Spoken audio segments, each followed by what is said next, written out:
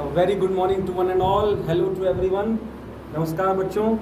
आज हम प्रेजेंट हैं एक नए लेक्चर के साथ जो कि है क्लास 6 साइंस का lecture, the living organism and their surrounding.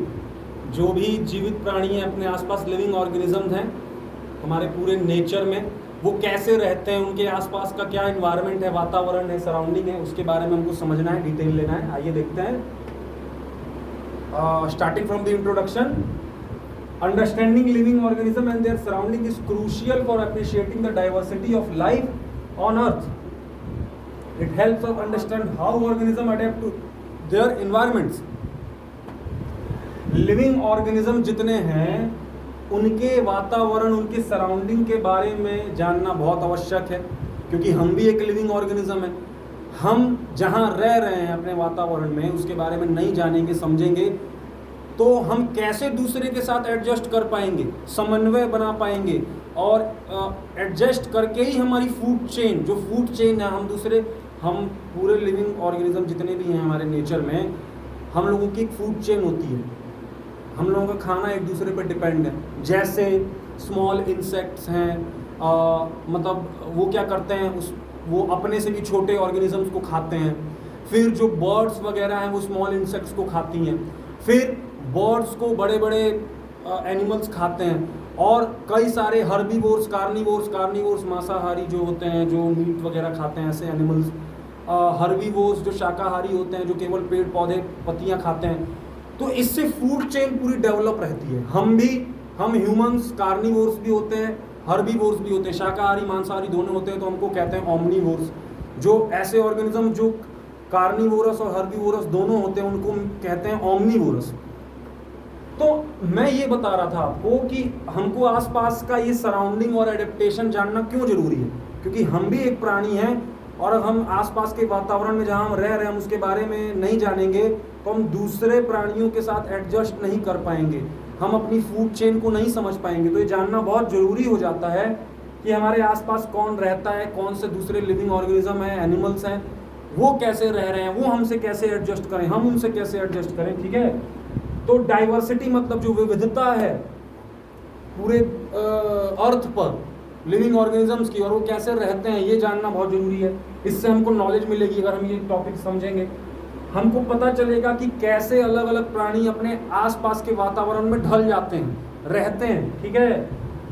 देखते हैं बच्चे, लिविंग ऑर्गेनिजम्स की क्या क्या कैरेक्टरिस्टिक्स होती हैं. जो प्राणी होते हैं, जीवित प्राणी होते हैं, उनकी क्या क्या विशेषताएं होती हैं.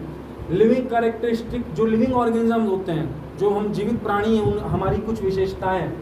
हमारा ग्रोथ होता है, निरंतर ग्रोथ होती है, बढ़ते हैं हम लोग, हमारे शरीर में ग्रोथ देखने को मिलती है. रिप्रोडक्शन, हम अपने ही जैसी प्राणियों को क्या कहते हैं, उनकी उत्पत्ति करते हैं, उसका फॉर्मेशन करते हैं, इसको बोलते हैं रिप्रोडक्शन. ठीक है. रिस्पॉन्स टू स्टिमुली का मतलब किसी पर्टिकुलर प्रतिक्रिया पर या फिर किसी पर्टिकुलर परिस्थिति पर हम अपनी प्रतिक्रिया देते हैं. किसी पर्टिकुलर सिचुएशन पर आग लगी है तो कई सारे एनिमल, हम भी दूर भागेंगे. कहीं हमको चोट लगती है तो हम उस पर अपना रिएक्शन देते हैं, ये हमारी विशेषता है. रिस्पॉन्स करते हैं हम. ठीक है. मूवमेंट करते हैं, सांस लेते हैं, रेस्पिरेशन करते हैं. एक्सक्रीशन, वेस्ट वगैरह अपनी बॉडी से निकालते हैं, ये भी हमारी एक कैरेक्टरिस्टिक है. न्यूट्रिशन, खाना वगैरह लेते हैं जिससे हमारी ग्रोथ होती है. तो ये सब हमारी विशेषताएं हैं हमारे शरीर की. हम जीवित प्राणी है ना. आगे चलते हैं. Habitat and adaptation. हैबिटेट मतलब कोई भी प्राणी जो जहाँ भी वो रहता है, जिस भी जगह वो रहता है, एडजस्ट कर ढल कर रहता है, आसपास की जगह हैबिटेट कहलाती है, जो भी पर्टिकुलर लिविंग ऑर्गेनिज्म जहाँ रहता है. एडेप्टेशन, पर्टिकुलर हैबिटेट से वो एडेप्ट कर लेता है आसपास की. जैसे हम भी, कई सारे लोग जैसे जो ठंडी जगह में रह रहे हैं, जैसे मान लो कश्मीर है, अमेरिका में कई जगह ठंडी होती है, तो जो लोग वहाँ रह जाते हैं उनको ठंडी के हिसाब से उनकी बॉडी डेवलप हो जाती है, एडेप्ट हो जाती है, वो आसपास के मौसम से अपनी बॉडी को ढाल लेते हैं. अब वो गर्म जगह पर आएंगे तो उनको दिक्कत होगी, क्योंकि वो ज़्यादातर वहीं रह गए हैं. ऐसे लोग जो गर्म जगह में रहते हैं उनकी बॉडी एडेप्ट कर देती है इन्वायरमेंट के अनुसार. तो अब उनको ठंडी जगह या दूसरी जगह जब वो जाएंगे तो थोड़ा कष्ट होगा, फिर से वहाँ एडेप्ट करने में उनको दिक्कत होगी, बीमार पड़ जाएंगे. तो ये सब ऐसे ही एनिमल्स के साथ भी होता है, हमारे साथ भी होता है. तो हैबिटेट क्या है? हैबिटेट वो नेचुरल इन्वायरमेंट है जहाँ कोई ऑर्गेनिज्म रहता है, कोई प्राणी जहाँ रहता है अच्छे से सुचारू ढंग से, तो आसपास की जगह, जिस जगह वो रहता है, उसको हैबिटेट कहते हैं। Organism adapt to their habitat to survive. जैसा मैंने भी बताया, हम अपनी आसपास की जगह के अनुसार अपने आप को ढाल लेते हैं, या कोई भी ऑर्गेनिज्म ढाल लेता है। ऑर्गेनिज्म क्या होता है बच्चा?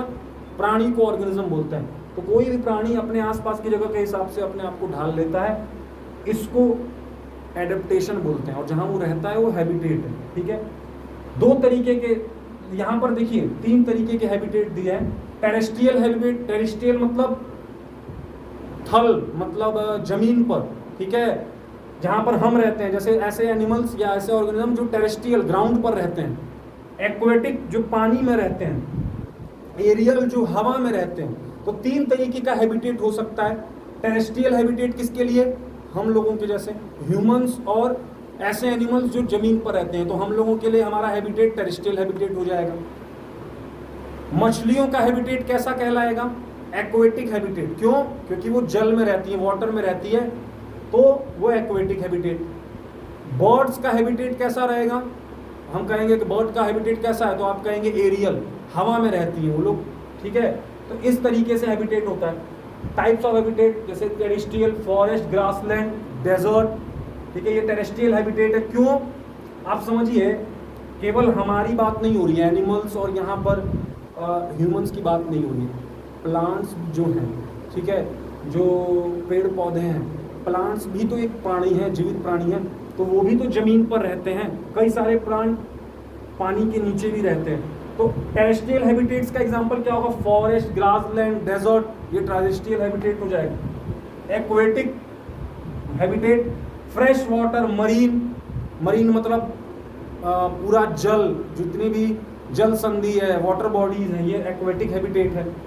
एरियल क्या है? बर्ड्स और इंसेक्ट के लिए एरियल जो हवा में, मैं आपको अभी समझा रहा था। एडेप्टेशन इन टेरेस्ट्रियल हैबिटेट, अब ऐसे प्राणी जो टेरेस्ट्रियल हैबिटेट में रहते हैं, मतलब जो ग्राउंड पर रहते हैं, तो organism adapt to survive in various terrestrial habitat. अलग अलग प्राणी टेरेस्ट्रियल ग्राउंड के हिसाब से अपने आप को ढाले हुए हैं और वहीं रहते हैं। जैसे सबसे पहला जो जीवित प्राणी है जो ग्राउंड पर रहता है, वो कौन है? फॉरेस्ट है, प्लांट ट्रीज है, tall trees, animal with climbing abilities. तो ये इनका जो हैबिटेट है वो टेरेस्ट्रियल है, ग्राउंड वाला हैबिटेट है। ग्रासलैंड, बड़े बड़े घास के मैदान, इनका भी हैबिटेट, ये भी ग्राउंड पर रहते हैं, तो टेरेस्ट्रियल होंगे। डेजर्ट, जितने भी रेगिस्तान है, डेजर्ट, और डेजर्ट में रहने वाले प्लांट्स जिनकी जड़ें नीचे तक फैली होती हैं, इसीलिए लंबे समय तक उनको पानी मिले ना मिले वो लोग वैसे रहते हैं, हरी भरा बने रहते हैं। कैक्टस वगैरह कई सारे स्पेशल प्लांट्स हैं जिनको पानी लंबे समय तक ना भी मिले तो कोई दिक्कत नहीं, उनकी जड़ें जमीन में काफ़ी नीचे तक होती हैं। तो इन सब, ये फॉरेस्ट, एनिमल, प्लांट, इन सब का जो हैबिटेट है वो ग्राउंड हैबिटेट है, जो कि है टेरेस्ट्रियल हैबिटेट। तो ये है। अब ऐसे ऑर्गेनिज्म जिनका एक्वेटिक हैबिटेट है, एक्वेटिक मतलब पानी वाला हैबिटेट, उनका घर पानी है, ठीक है, तो वो कौन कौन है?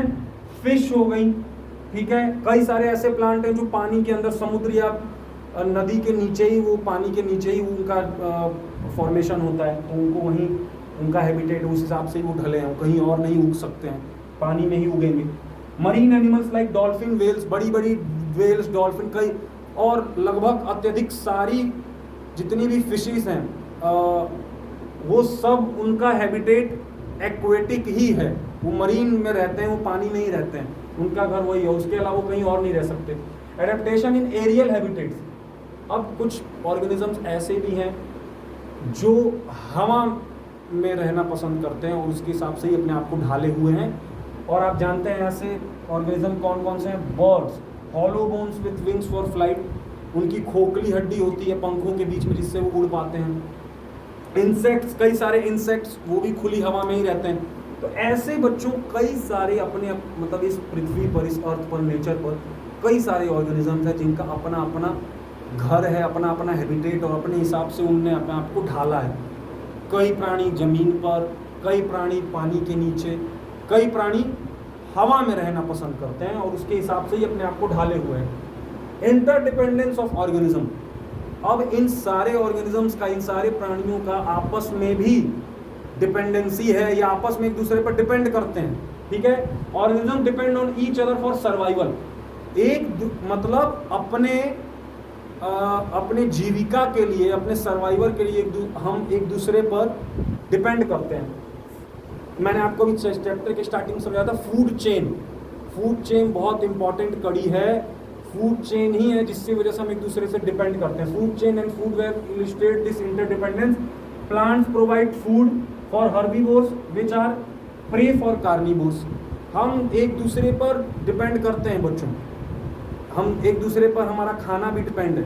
प्लांट से हमको फल वगैरह सब कुछ मिलता है, सब्जियां मिलती हैं जो हम खाते हैं, हर्बीवोर शाकाहारी, ठीक है। और which are prey for carnivores, जो प्लांट फूड्स और हर्बी देता है वो क्या होता है, हम मांसाहारियों के लिए या दूसरों के लिए वो खाने का काम करता है। ऐसे कई सारे ऑर्गेनिजम्स हैं, कई सारे प्राणी हैं जिसको दूसरे प्राणी उसको खाते हैं, जैसे हम ह्यूमंस भी मीट वगैरह खाते हैं, ठीक है। उसके बाद प्लांट्स जो हैं वो सारे शाकाहारी जितने भी जीव हैं वो सब प्लांट्स को खाते हैं, ठीक है। प्लांट्स क्या खाते हैं, प्लांट्स पानी वगैरह से अपना पोषण करते हैं, तो सब एक दूसरे पर, सबकी फूड चेन कनेक्टेड है, सबका खाना एक दूसरे पर डिपेंड करता है। तो ऐसे हम सारे प्राणी एक दूसरे पर डिपेंड करते हैं। कई छोटे छोटे कई सारे जैसे बर्ड्स हैं वो छोटे छोटे इंसेक्ट्स और कीड़े मकोड़े को खाती हैं, तो उनसे उनका खाना उन पर डिपेंड करता है, ठीक है। Human impact on habitat. अब क्या है, हम इंसानों ने अपने सुविधा के लिए, अपने फ़ायदे के लिए इस प्रकृति को बहुत ठेस पहुंचाई है, इस नेचर का हमने बहुत ज़्यादा हमने हार्म पहुंचाया है, ठीक है। और नेचर बहुत ज़्यादा इन्फ्लुएंस्ड हुई है, अफेक्ट हुई है। और आपको पता होगा हम दिन प्रतिदिन डिफॉरेस्टेशन कर रहे हैं, पेड़ों को काट रहे हैं, पॉल्यूशन बढ़ा रहे हैं, ठीक है। तो इस तरीके से बहुत सारा मानव ह्यूमन इम्पैक्ट है, मानव का बहुत नेगेटिव इम्पैक्ट और मानव का बहुत एक दुष्प्रभाव पड़ रहा है प्रकृति पर, तो वो बहुत नेगेटिव इम्पैक्ट है। पेड़ काटे जा रहे हैं, अपनी सुविधा अनुसार घर बनाए जा रहे हैं, पॉल्यूशन हो रहा है दिन प्रतिदिन, कई सारे व्हीकल्स, गाड़ी, मोटर गाड़ियाँ चल रही हैं जिससे धुआं बढ़ रहा है, बहुत सारा पॉल्यूशन हो रहा है। और जो ये सारे एनिमल्स हैं, जो बेजुबान पेड़ पौधे और जानवर, इनकी भी हेल्थ पर इफेक्ट पड़ रहा है, इन सब का भी घर है। अब ये सब लोग जंगल में ही रहते हैं, जितने भी प्राणी हैं, हम दिन प्रतिदिन पेड़ काटते जा रहे हैं, तो वो कहाँ रहेंगे, उनके घर को भी हम डिस्टर्ब कर रहे हैं, हैबिटेट को डिस्टर्ब हो रहा है। तो हमको ये इंश्योर करना है, ये अपनी बहुत बड़ी जिम्मेदारी है, ज़्यादा से ज़्यादा हम पेड़ लगाएं। ये सारे जितने भी प्राणी हैं इनके घर को बचाना, कंजर्व करना, संरक्षित करना, ये हमारी जिम्मेदारी है, ठीक है। हम लास्ट कंक्लूजन पे पहुंच गए हैं चैप्टर के। हमने क्या देखा बच्चों पूरे चैप्टर में कि कैसे हमने हैबिटेट क्या होता है, जहाँ पर भी कोई प्राणी रहता है, जो उसका घर है, जहाँ पर वो अपने आप को अडेप्ट करके चलता है, वो हैबिटेट है उसके लिए। हम सारे ऑर्गेनिज्म एक दूसरे पर डिपेंड करते हैं फूड चेन के माध्यम से, और हमारी ये सबसे बड़ी रिस्पॉन्सिबिलिटी है कि हम सारे ऑर्गेनिजम्स के हैबिटेट को कंजर्व करें, बचा कर रखें, ज़्यादा से ज़्यादा पेड़ लगाएं, सबका जितना भी, जैसे हम भी नहीं चाहते हैं कि हमारे घर को कोई डिस्टर्ब करे, तो वो हमारा भी ये कर्तव्य बनता है कि हम सारे ऑर्गेनिजम्स, जितने भी एनिमल्स हैं, प्लांट्स हैं, इन सब के घर को बचाना, एज इट इज़ हैबिटेट को कंजर्व करना, ये हमारी रिस्पॉन्सिबिलिटी है। हमने देखा कि लिविंग ऑर्गेनिजम्स की कैरेक्टरिस्टिक्स क्या होती हैं, क्या से क्या वो करते हैं, ठीक है। इस तरीके से इस पूरे चैप्टर को हमने देखा, डिटेल किया। होप आपको पसंद आया होगा लेक्चर। लाइक करें, शेयर करें, और तरीके से stay healthy, stay fit. Thank you.